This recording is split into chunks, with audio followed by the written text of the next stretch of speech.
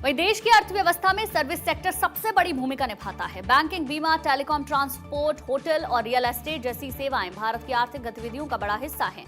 अब इसी सेक्टर की हर महीने की प्रगति को मापने के लिए MOSPI आज से index of services production launch करने जा रही है। ये देश का पहला मासिक सूचकांक होगा जो बताएगा कि सर्विस सेक्टर कितनी तेजी से आगे बढ़ रहा है। अब तक उद्योगों की गतिविधियों को मापने के लिए इंडेक्स ऑफ इंडस्ट्रियल प्रोडक्शन मौजूद था, लेकिन सर्विस सेक्टर के लिए ऐसा कोई मासिक पैमाना नहीं था। जबकि भारत के कुल ग्रास वैल्यू एडेड में 50% से ज्यादा योगदान सर्विस सेक्टर का है। ऐसे में सरकार और अर्थशास्त्रियों को इस क्षेत्र की ताजा स्थिति समझने में कठिनाई होती थी। नया ISP इसी कमी को दूर करेगा। देखिए, ISP एक शॉर्ट टर्म इंडिकेटर है जो एक तय आधार वर्ष के मुकाबले सर्विस सेक्टर के उत्पादन में होने वाले बदलाव को मापेगा।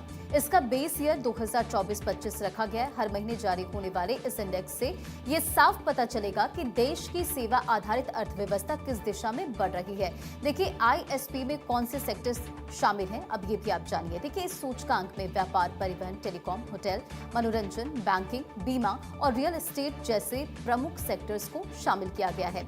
ये सभी मिलकर सर्विस सेक्टर के बड़े हिस्से का प्रतिनिधित्व करते हैं। हालांकि शुरुआती चरण में शिक्षा, स्वास्थ्य, सार्वजनिक प्रशासन, रक्षा और कुछ अन्य गैर बाजार सेवाओं को इसमें शामिल नहीं किया गया है, क्योंकि इनके लिए जरूरी डेटा सिस्टम अभी विकसित किया जा रहा है।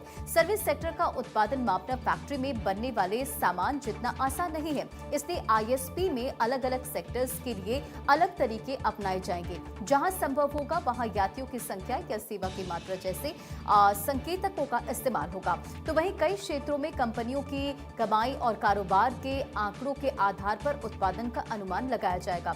महंगाई का जो असर है उसे हटाकर वास्तविक वृद्धि को मापा जाएगा। और इस इंडेक्स की सबसे बड़ी खासियत इसका डिजिटल डेटा सिस्टम है।